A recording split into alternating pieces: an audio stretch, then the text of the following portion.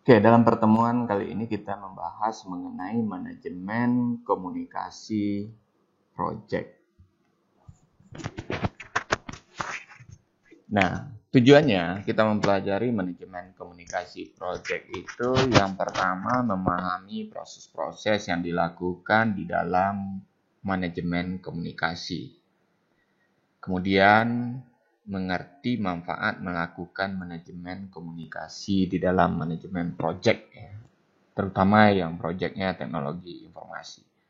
Kemudian memahami dokumen-dokumen apa saja yang diperlukan dalam manajemen komunikasi project dan bagaimana cara membuat dokumen tersebut. Ya. Nah, itu tujuan kita mempelajari manajemen komunikasi project. Di dalam kita bekerja secara tim untuk melaksanakan suatu project, jelas itu melibatkan banyak orang, ya, banyak bidang keahlian. Jadi punya latar belakang pendidikan mungkin juga berbeda. Nah, ketika kita melaksanakan suatu project, maka harus bisa dipastikan bahwasanya komunikasi itu bisa berjalan dengan lancar. Artinya komunikasinya nyambung. Nah, komunikasi ini terutama bagi tim project atau si pelaksana project. Nah, kemudian yang kedua, komunikasi itu tentunya dengan pihak stakeholder, ya, atau si pemberi project atau pihak ketiga. Ketika kita mengerjakan suatu project, nah, dimana pembahasan kita sesuai dengan mata kuliah kita itu adalah projectnya project di bidang perangkat lunak, artinya project-project membangun sistem.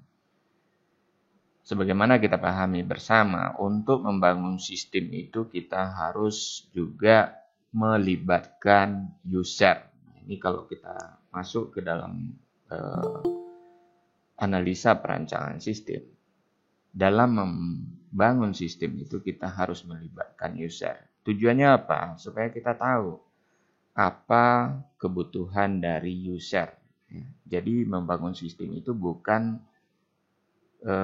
menurut kemauan kita atau menurut rancangan kita saja, tapi kita harus ambil dulu kebutuhan dari user.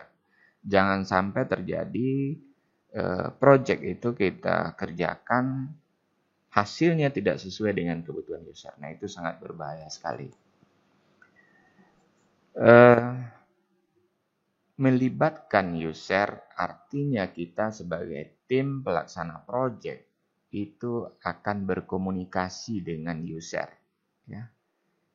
Nah, ada kendala. Kadangkala user tidak mengerti bahasa-bahasa yang digunakan di dalam project atau di dalam pembangunan sistem, ya, perangkat lunak.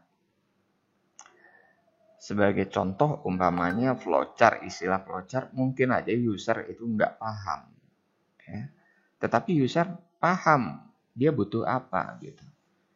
Nah, disinilah kita harus bisa berkomunikasi dengan baik sehingga apa yang kita minta ke user dijawab oleh user dengan benar gitu. Jangan sampai terjadi kita menanyakan A kemudian user menjawab B karena kesalahan komunikasi, ya. Nah, ini satu tujuan dari mempelajari manajemen komunikasi project. Kemudian di dalam kita mengerjakan suatu project, sebagaimana dikatakan tadi, itu melibatkan banyak orang, ya, banyak bidang keahlian. Mungkin kita akan mengerjakan project di bidang akuntansi. Nah, sebagaimana kita orang IT, mungkin tidak begitu mendalami bidang akuntansi. Maka kita butuh bekerja sama dengan orang akuntansi sebagai analis. Berarti kita harus berkomunikasi juga dengan mereka. Nah, tentunya komunikasi yang diharapkan harus nyambung, ya, harus nyambung. Nah, itu bentuk-bentuk komunikasi yang harus dilakukan di dalam pengerjaan suatu proyek. Kemudian dengan pihak stakeholder. Stakeholder biasanya adalah orang pemberi proyek atau orang yang membutuhkan. Beda dengan user, user adalah orang yang akan menggunakannya atau melaksanakan operasionalnya. Tapi stakeholder itu mungkin aja owner ya atau pemiliknya. Nah, biasanya mereka hanya paham secara garis besar. Dia butuh sistem apa. Tetapi detailnya tentunya usernya atau manajemen mereka lah yang lebih tahu. Nah, kita juga harus bisa berkomunikasi dengan stakeholder itu sendiri dan dengan manajemennya ya, atau usernya nantinya. Pentingnya komunikasi yang baik di dalam suatu proyek. Dikatakan di sini bahwasanya ancaman terbesar untuk banyak proyek merupakan kegagalan untuk berkomunikasi.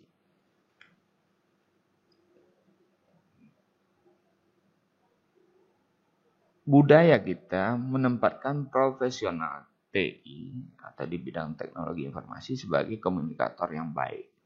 Penelitian menunjukkan bahwa profesional TI harus dapat berkomunikasi secara efektif untuk berhasil di posisi mereka. Nah, keterampilan lisan yang kuat adalah kunci dalam kemajuan karir bagi profesional TI. Namun sering kita melihat bahwasanya profesional TI itu mereka lebih menguasai di bidang IT-nya, di bidang bahasa pemrogramannya. Kemudian lemah di bidang komunikasinya dengan user. Nah, inilah yang harus kita benahi ya.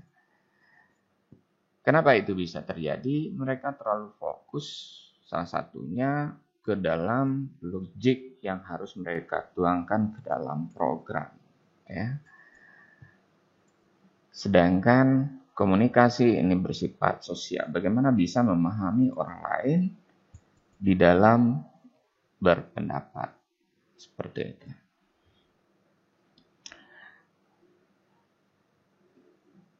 Manajemen komunikasi proyek. Nah, apa pengertian dari manajemen komunikasi proyek itu?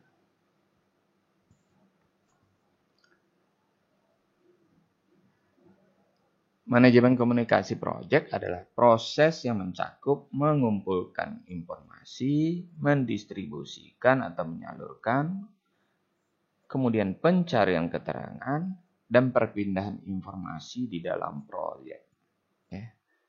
Proses manajemen komunikasi harus dapat menyediakan informasi ke segenap anggota yang dibutuhkan untuk kesuksesan proyek. Nah, setiap orang yang terlibat dalam proyek harus memahami bagaimana berkomunikasi yang efektif di dalam pelaksanaan proyek. Nah, ini pengertian dari komunikasi proyek.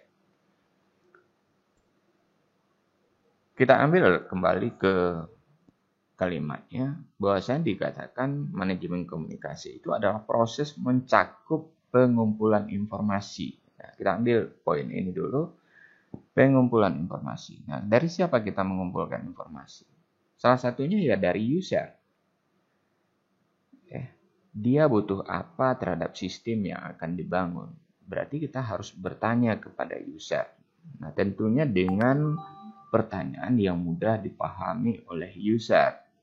Dan user sendiri harus memberi jawaban yang mudah dipahami oleh kita sebagai pelaksana proyek.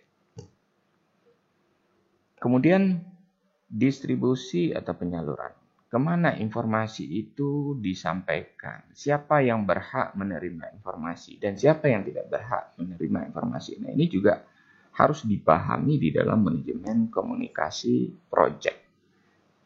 Artinya informasi itu tidak sembarangan orang bisa mendapatkannya.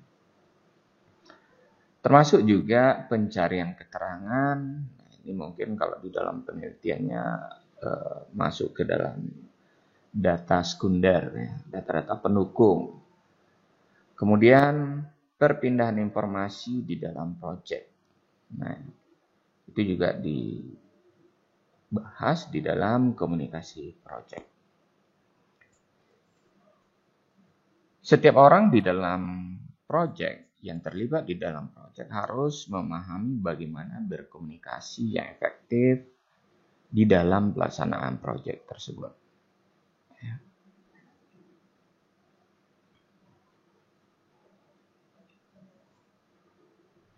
Communication skill. Nah, ini salah satu keahlian yang harus dimiliki oleh seorang manajer project, yaitu ahli dalam berkomunikasi. Jadi kalau kita kembali ke pembahasan kita sebelumnya, salah satu keahlian yang dituntut dari seorang manajer project itu adalah communication skill atau ahli dalam berkomunikasi.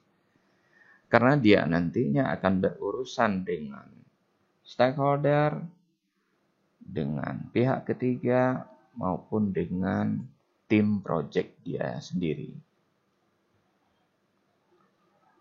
Keahlian komunikasi yang dimiliki oleh seorang manajer project akan memudahkan aliran informasi baik dalam organisasi project maupun kepada eksternal project. Nah, aliran informasi dalam organisasi project ini biasanya di project itu akan terdiri nanti beberapa bagian-bagian di project. Nah, bagaimana aliran informasi bisa sampai ke setiap bagian di project itu atau sampai ke setiap tim di dalam project tersebut. Kemudian juga mempunyai keahlian berkomunikasi dengan eksternal project. Eksternal project itu bisa aja dengan pihak stakeholder, pemerintahan, perbankan, dan lainnya. Manajer project akan mudah memberikan instruksi kepada tim project dan dapat dipahami dengan mudah oleh semua anggota tim project. Jadi kalau seorang manajer itu memiliki keahlian di dalam berkomunikasi, maka seorang manajer itu akan mudah memberikan instruksi kepada tim projectnya. Dan timnya juga akan mudah memahami apa yang dimaksudkan oleh manajernya. Sehingga tidak terjadi miskomunikasi.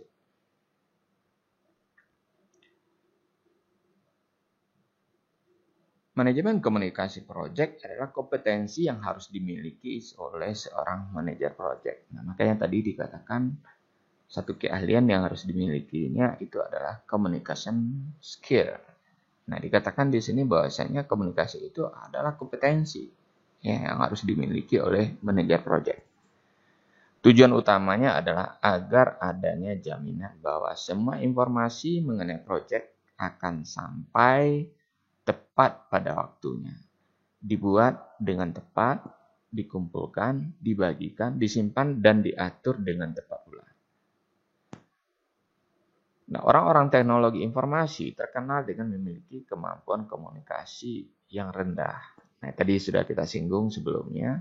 Kenapa biasanya terjadi? Mereka fokus pada logik-logik terhadap sistem yang akan mereka bangun.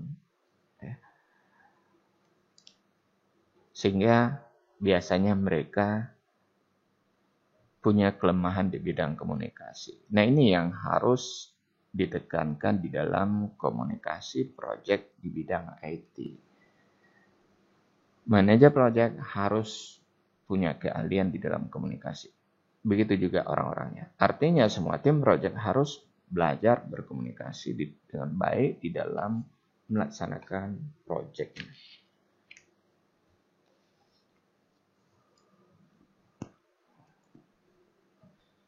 Nah, siapa yang menggunakan komunikasi project?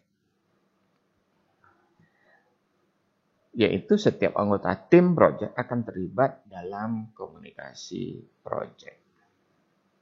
Jadi bukan hanya dibebankan kepada manajer project saja, tetapi melibatkan semua anggota tim di dalam suatu project. Manajemen komunikasi project termasuk proses yang diperlukan untuk memastikan bahwa informasi di dalam project dibuat dengan tepat dan cepat, baik dalam segi pengumpulan, diseminasi, penyimpanan, dan disposisi. Nah, hal ini menciptakan hubungan yang penting antara orang-orang. Jadi, Dengan adanya komunikasi yang baik tentu akan menciptakan hubungan yang baik di antara anggota tim project. Kemudian juga akan menciptakan ide-ide yang baik. Kemudian akan memberikan informasi yang diperlukan supaya project sukses. Setiap orang yang terlibat di dalam project ini harus siap untuk mengirim dan menerima informasi melalui komunikasi. Dan harus memahami bagaimana komunikasi dilakukan, di mana mereka terlibat sebagai individu, dan bagaimana komunikasi dapat mempengaruhi proyek secara keseluruhan.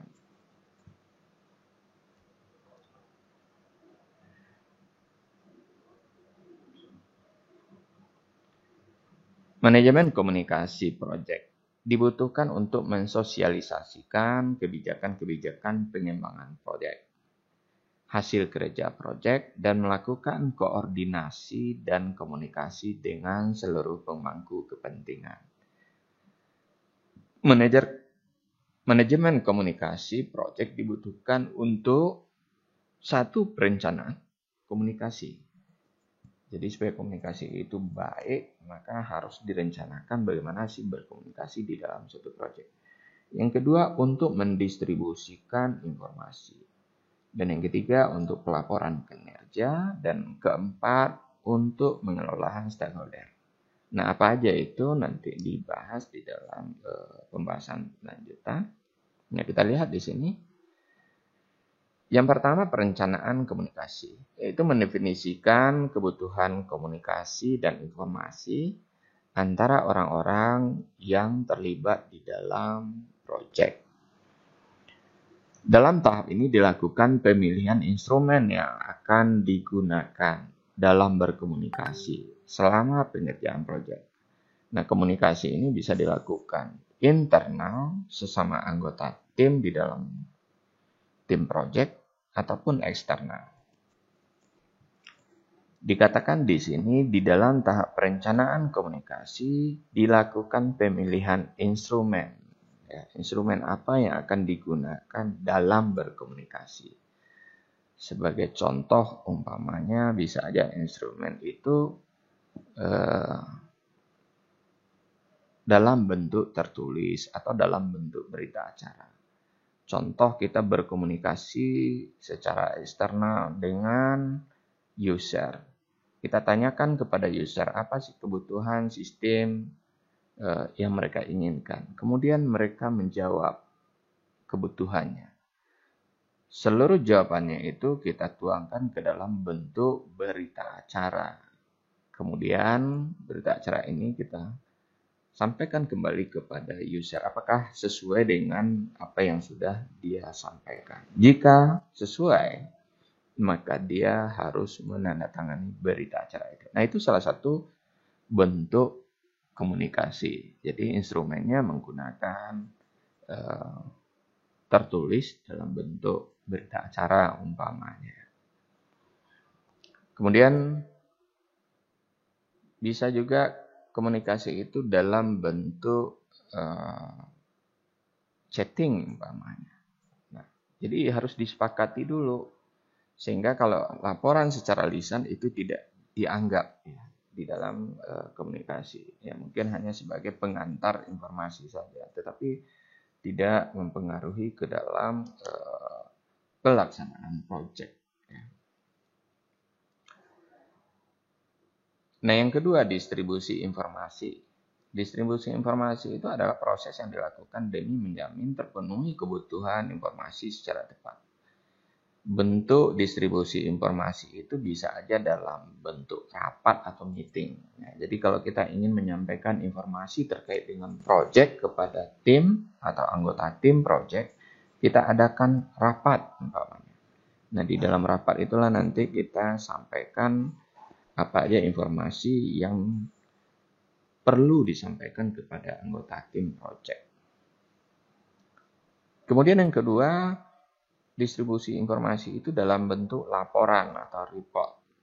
Nah, bentuk laporan ini mungkin setiap bagian di dalam tim proyek harus membuat laporan kinerja mereka masing-masing, sehingga bisa diketahui progres kerja yang sudah mulai mereka lakukan. Nah, laporan ini juga bisa dalam bentuk progress report yang kita sampaikan kepada stakeholder. Jadi kalau stakeholder itu butuh informasi progres kerja dari proyek kita, maka kita membuat laporan. Sehingga di laporan itu sudah bisa diketahui berapa persen pekerjaan sudah dikerjakan. Nah, itu bentuknya dalam laporan. Kemudian yang ketiga adalah dalam bentuk media elektronik. Ya, mungkin disampaikan melalui sosmed. Ya, mungkin punya WA group ya, atau bisa melalui email, atau bisa juga melalui Telegram dan lain-lain. Nah, tentu itu sudah disepakati di dalam perencanaan komunikasi. Ya. Penyampaian informasi itu dalam bentuk apa saja itu disepakati di dalam perencanaan komunikasi. Di luar yang disepakati, maka informasi itu tidak diterima.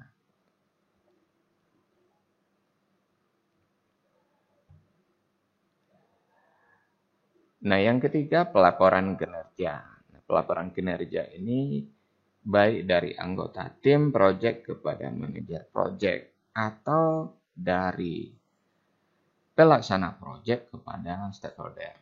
Nah, proses pengumpulan dan penyebaran informasi kinerja proyek termasuk di dalam status report atau pelaporan status. Pelaporan status ini bisa dalam bentuk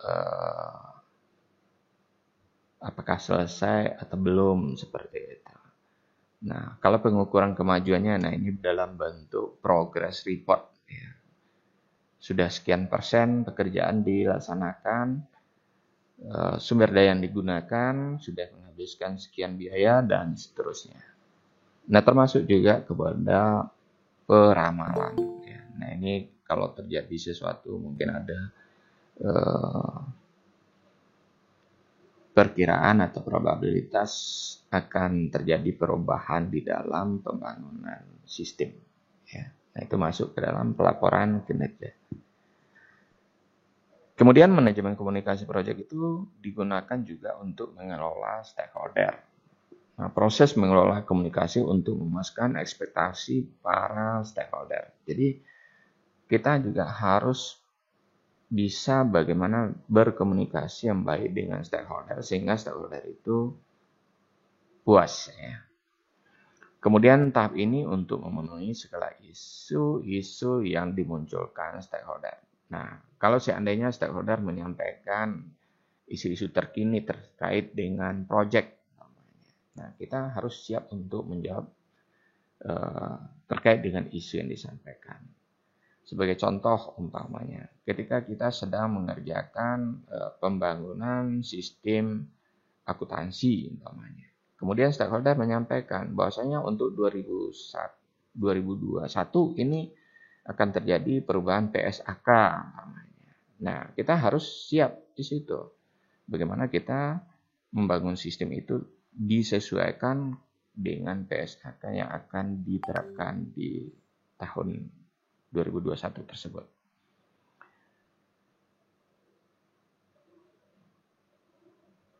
Nah, itu dia di dalam mengelola stakeholder.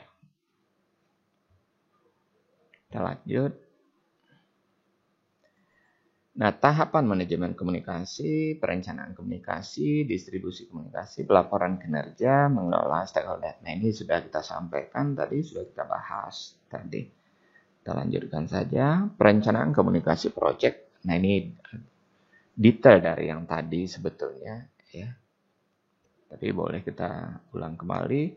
Merupakan proses yang sangat penting dalam proyek, mengingat seringnya kegagalan proyek terkait dengan kegagalan komunikasi. Maka komunikasi proyek itu harus direncanakan dengan baik. Kemudian membuat analisis stakeholder untuk berkomunikasi. Untuk komunikasi proyek juga membantu di dalam perencanaan komunikasi.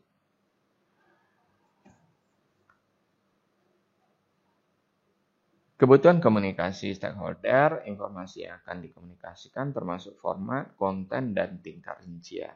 Nah, ini dibutuhkan. Jadi kalau kita berkomunikasi dengan stakeholder itu, formatnya seperti apa kalau dalam bentuk laporan, kontennya seperti apa, dan rinciannya apa aja yang mereka butuhkan. Nah, disepakati ini. Orang-orang yang akan menerima informasi dan akan menghasilkan itu. Metode dan teknologi yang disarankan untuk menyampaikan informasi. Jadi di dalam perencanaan komunikasi itu juga ditetapkan siapa aja orang-orang yang akan menerima informasinya. Kemudian metode penyampaian informasinya bagaimana. Kemudian teknologi yang digunakan bagaimana. Nah, itu dibahas di dalam perencanaan komunikasi tadi.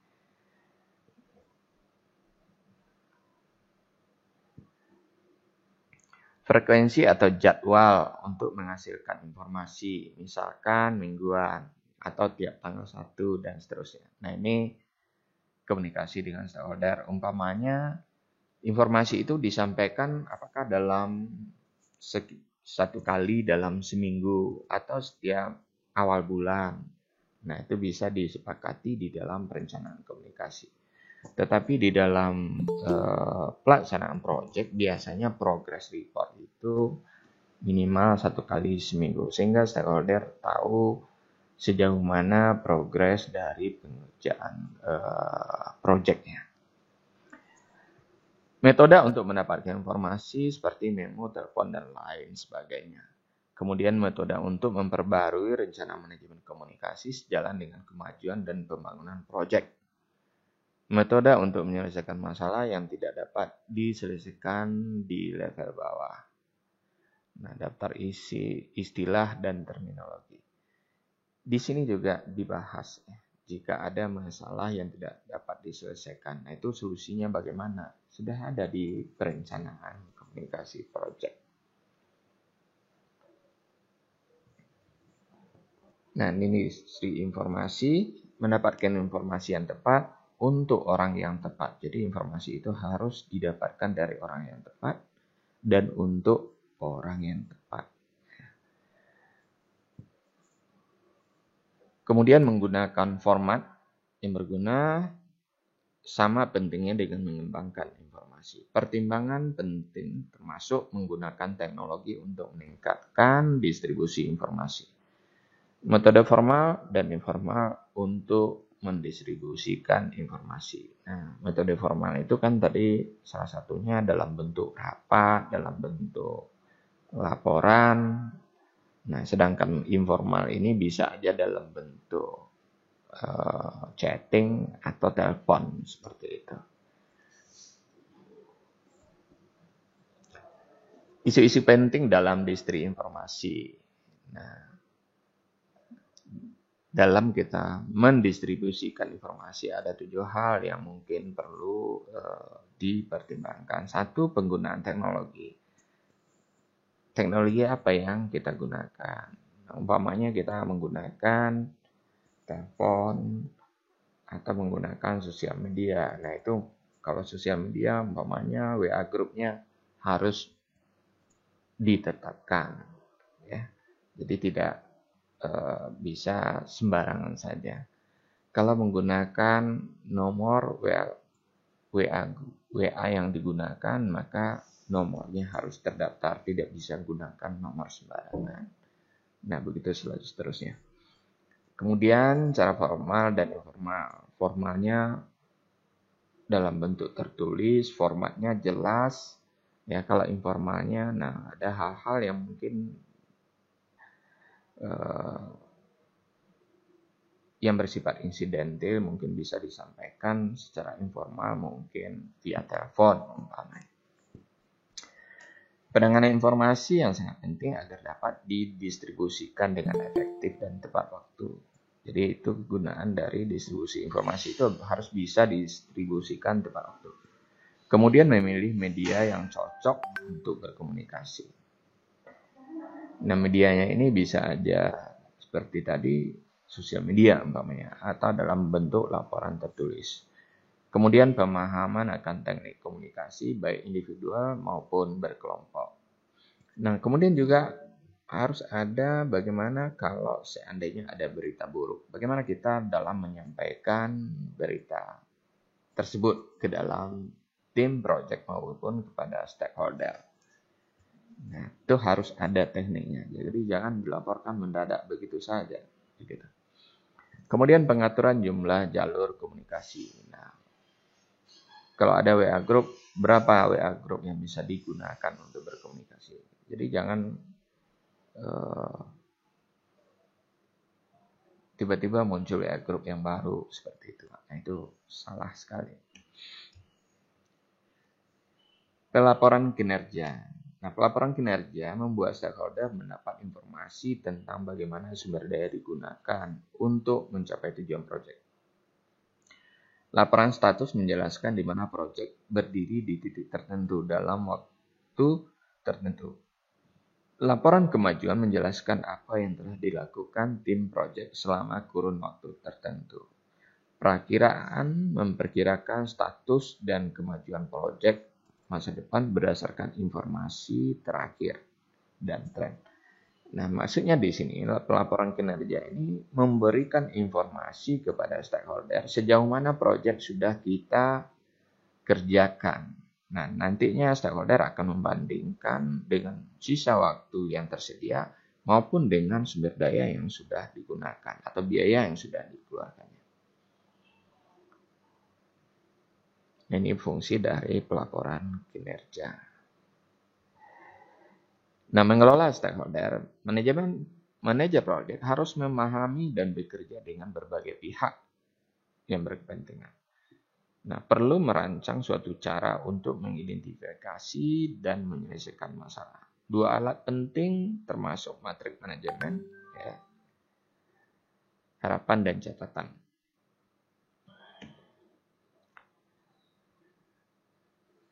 Nah, saran peningkatan komunikasi. Kelola konflik secara efektif. Jadi di dalam kita melaksanakan suatu proyek, ya, jika ada konflik, maka kelola konflik itu secara efektif. Jangan didiamkan. Kemudian kembangkan keterampilan komunikasi yang lebih baik.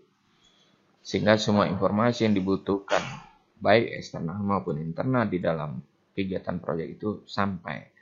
Jalankan rapat yang efektif. Ya. Kemudian gunakan secara efektif. Gunakan template untuk komunikasi proyek. Jadi ada aturan tertentu, format tertentu yang harus diikuti di dalam komunikasi proyek.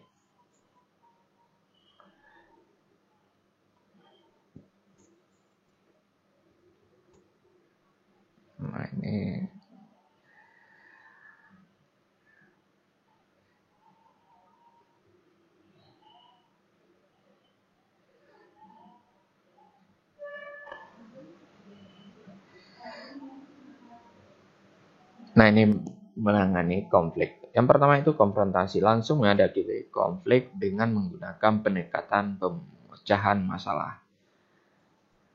Jadi jika ada konflik, langsung hadapi konflik itu dengan pendekatan pemecahan masalah. Jadi jangan didiamkan. Yang kedua, dengan kompromi, menggunakan pendekatan memberikan dan mengambil. Jadi harus ada tarik ulur di situ. Ya. Kemudian memperlancar atau menekankan bidang perbedaan dan menekankan bidang kesepakatan. Ya. Artinya di situ perbedaan itu ditekan dan menekankan kesepakatan. Kemudian yang memaksa pendekatan menang kalah. Artinya di sini harus ada sanksi nantinya.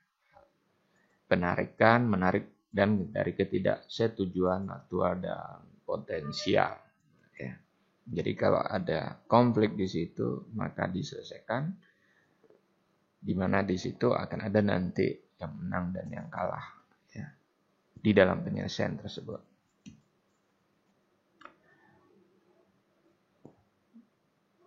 Nah, ini bermasalah infrastruktur Nah, di dalam komunikasi itu banyak hal yang harus diperhatikan. Yang pertama peralatan. Ya. Peralatan itu bisa aja perangkat lunaknya, mesin, telepon, telekonferensi, sistem.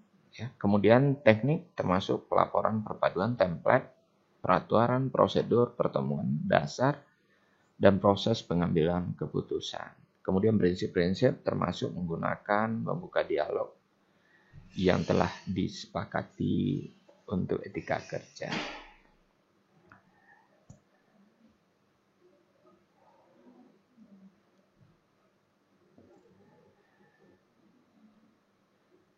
Nah, saran dalam manajemen komunikasi proyek, gunakan keterampilan komunikasi khusus dalam menangani konflik. Yang kedua, selalu berusaha untuk mengembangkan keterampilan komunikasi. Jadi, kita sebagai manajer proyek maupun anggota tim proyek harus mengembangkan keterampilan dalam berkomunikasi. Yang ketiga, lakukan rapat dengan efektif. Kemudian gunakan secara efektif, gunakan template dalam komunikasi proyek, dan bangun infrastruktur komunikasi. Nah, manfaat komunikasi bagi tim proyek. Satu, membantu anggota tim dalam menyelesaikan masalah. Ya. Jadi kalau ada masalah di anggota tim itu, maka dia akan sangat terbantu sekali karena adanya komunikasi. Yang kedua, meningkatkan motivasi, tanggung jawab, dan prestasi anggota tim. Yang ketiga, membantu mengembangkan percaya diri anggota tim. Kemudian yang keempat, mengurangi konflik, frustasi, stres pada anggota tim. Nah, ini bisa aja terjadi di dalam proyek perangkat lunak. Ya. Tingkat stresnya tinggi sekali, terutama bagi programmer nantinya. Nah, dengan adanya komunikasi, itu akan mengurangi stres mereka. Kemudian kelima, meningkatkan kepemimpinan komunikasi dan sikap. Ya. Nah, banyak hal lagi yang bersifat positif untuk anggota tim project. Nah, komunikasi antar anggota tim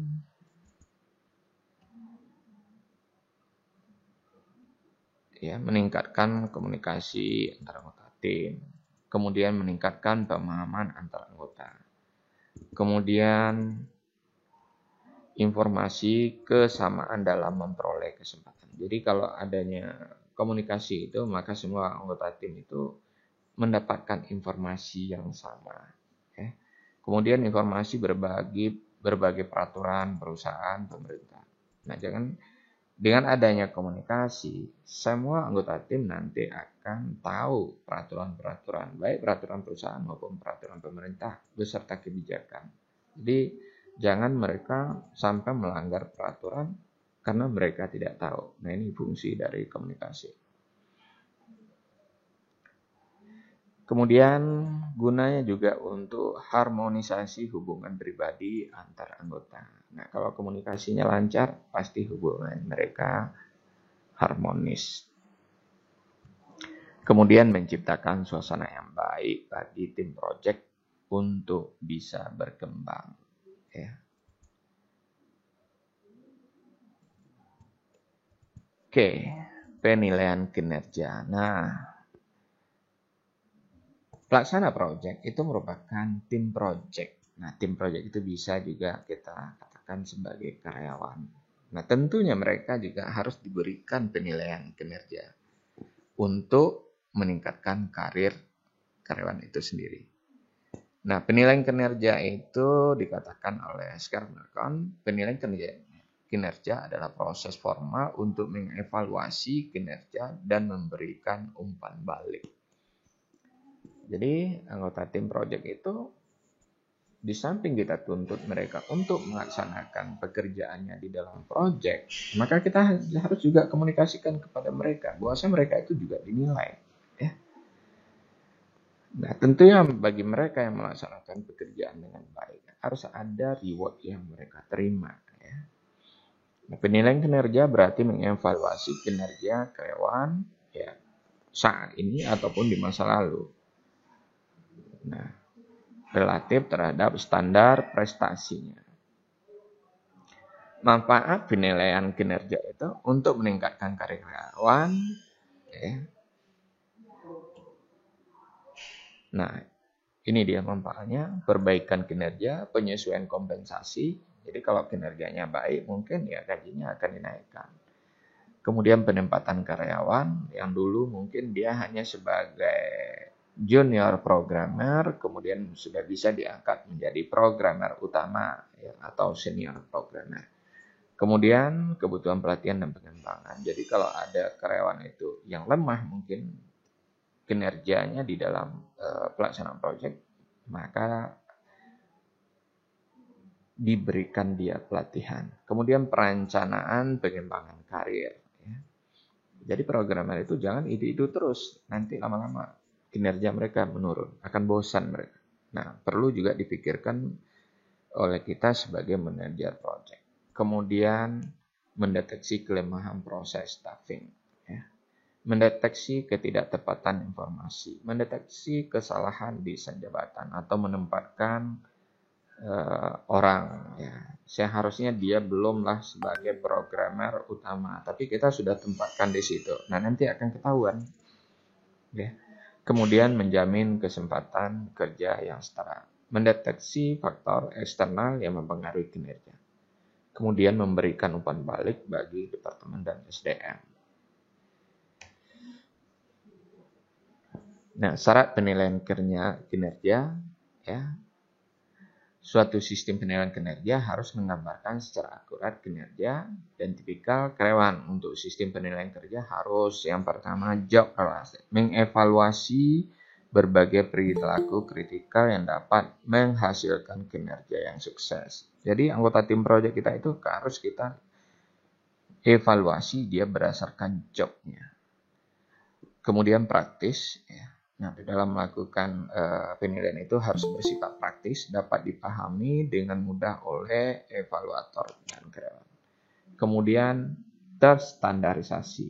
Ya. Ada standar yang diikuti untuk memungkinkan terwujudnya praktik penilaian kinerja yang seragam. Nah, elemen kunci penilaian kinerja itu kinerja karyawan, penilaian kinerja. Nah, penilaian kinerja itu elemennya ukuran-ukuran kinerja, kemudian standar-standar yang terkait dengan kinerja. Kemudian umpan baliknya ke karyawan.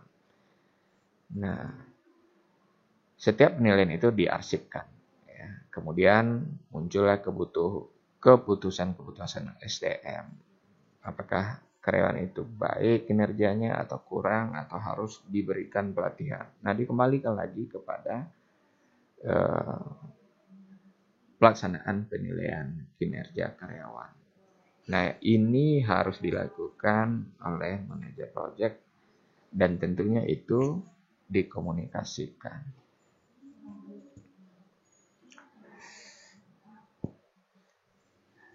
Nah, penilaian kinerja, standar kinerja adalah tolok ukur ya, atau benchmark yang digunakan untuk mengukur kinerja.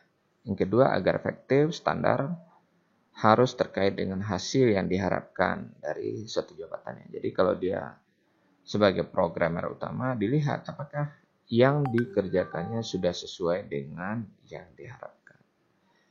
Kemudian standar kinerja yang terkait dengan suatu jabatan bisa melalui proses analisis jabatan.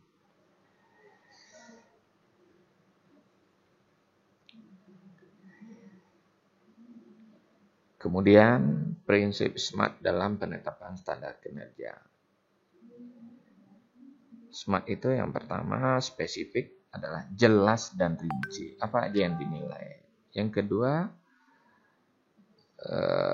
result oriented, berorientasi pada hasil. Kemudian time frame, jelas jangka waktu pencapaiannya. Kemudian achievable, dapat dicapai berdasarkan kesepakatan antara karyawan dan atasan. Kemudian measurable, dapat diukur. Ya. Nah, itu dia yang dilaksanakan dalam penilaian kinerja karyawan. Jadi komunikasi di dalam proyek itu nantinya akan sampai kepada penilaian kinerja. Tidak mungkin kita bisa melakukan penilaian kinerja kalau komunikasi saja tidak jalan di dalam tim proyek kita. Ya. Nah, ukuran kinerja itu yang pertama adalah nilai dan peringkat yang digunakan untuk mengevaluasi, kemudian mudah digunakan, ya ukuran itu mudah digunakan.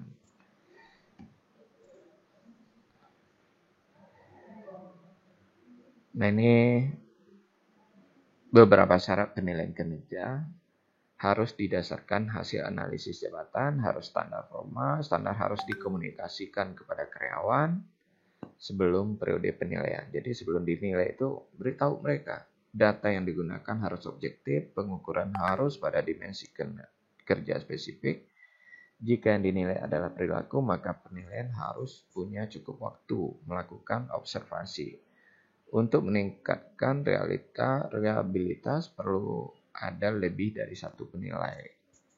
Kemudian penilaian yang ekstrim perlu dilakukan dokumentasi keperilakuan. Kemudian para karyawan harus diberi kesempatan meninjau hasil penilaian terhadap mereka. Kemudian para penilai harus dilatih untuk mencegah diskriminasi. Kemudian penilaian harus sering dilakukan, paling tidak sekali setahun. Oke, bias adalah gangguan ketidakakuratan dalam melakukan pengukuran. Beberapa bias. Nah, itu ada efek halo katanya. Kemudian kesalahan karena tendensi pusat, bias karena kemurahan, bias lintas budaya, prasangka pribadi, efek resensi. Nah, ini nanti bahasanya. Nah, itu dia pembahasan kita terhadap komunikasi proyek. Kemudian juga materinya ditambahkan terhadap penilaian kinerja anggota tim proyek. Terima kasih.